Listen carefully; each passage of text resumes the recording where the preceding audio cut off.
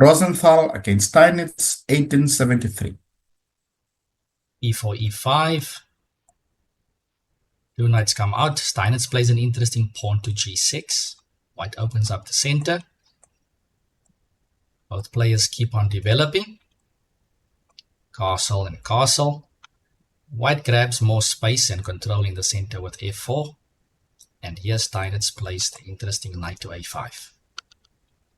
So Steinitz is planning to hit the center with pawn to D5 as a pawn break and drives the bishop away. Hits the center with D5. Now more of his pieces can occupy good positions. Rook goes to D8, putting pressure on the bishop on D3. Knight C4, some exchanges, and we see now he has those powerful two bishops. Queen goes to F2. On to C5, an important move. We have seen that when you are fighting against an opponent with a knight and bishop, you usually try to place your pawns on the same color as the opponent's bishop. Knight to F3 is played. Black consolidates the structure. Knight E5. Of course, Steinitz is not going to give up his bishop. He drops back. White hints at the rook on A8. Steinitz connects his rooks and attacks the F1 rook at the same time. Black pushes the knight back, knight to G4. The knight keeps on retreating. Steinitz sidesteps the E file with his queen. Pawn to F5. Very nice move, G5. So now we see what Steinitz's plan has always been. The last few moves that he was playing so that he could find a way to put his pawn on G5 as well and restrict the bishop further.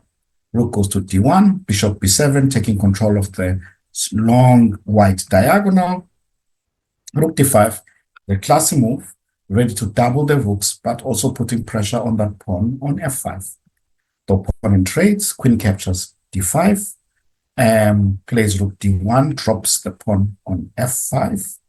So now white is trying to fight back. Queen C7, bishop D5, stopping the fight back, stopping rook from going to D7. Pawn to B3 to push the bishop, rook E8.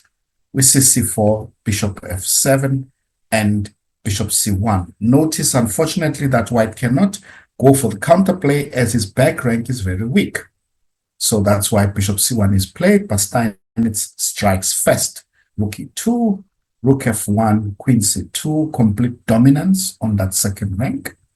The opponent comes back, queen G3, maybe too late already. Queen captures A2, gives a check out of desperation. King H7 goes back, and Steinitz just increases the pressure. Bishop goes to G6, getting back into the game, attacking the center. H4 is played, G4 is played, a very nice move, not giving the opponent any chances of counterattack. Knight D3, queen captures B3, the knight is hanging. Queen C7, desperation.